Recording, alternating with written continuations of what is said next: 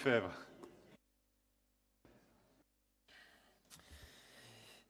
Merci, Monsieur le Président. Mes chers collègues, mes premières paroles iront en direction de Madame Gaillot, future ex-présidente de la Commission, si j'ai bien compris, à qui je souhaite beaucoup de courage, également à Monsieur Bastien, pour réussir à digérer le verbe de son nouveau président qui déclarait dans l'Alsace du 20 juillet 2014, ça a été déclaré ce matin, qu'il ne voulait pas d'une nouvelle région qui s'occuperait plus des Ardennes que des quartiers difficiles de Mulhouse.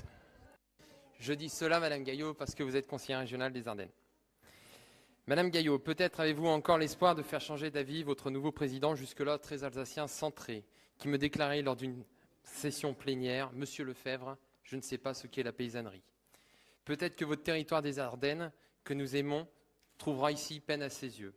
Ce qui est factuel est incontestable. Je me permets de vous rappeler quelques chiffres. Le budget consacré à l'agriculture est de 15,5 millions d'euros, sur un budget de 2,8 milliards, soit 0,54%.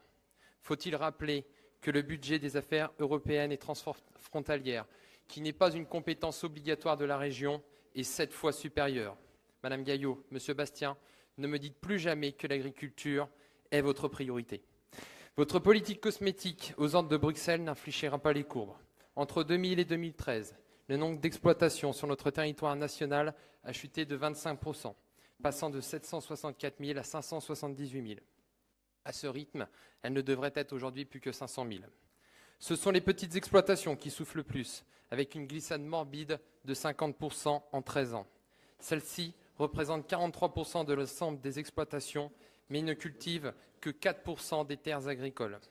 Le nombre des jeunes agriculteurs, malgré une baisse du nombre d'exploitations, est en chute.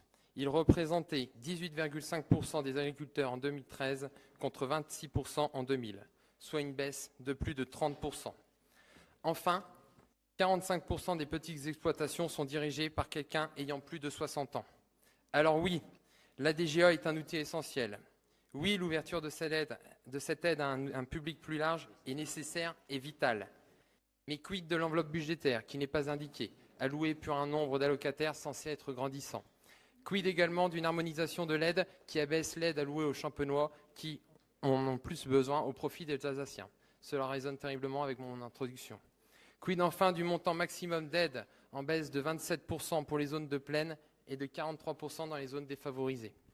En vérité, madame, je vous le dis et ce n'est pas contre votre personne, vous êtes l'outil commercial local d'une politique menée et décidée à Bruxelles, qui accompagne par un budget agricole que l'on pourrait renommer communication, le rapide déclin de notre modèle économique, social et culturel de notre ferme familiale. Malheureusement, j'ose le dire, la mort est dans le pré. Merci de m'avoir écouté.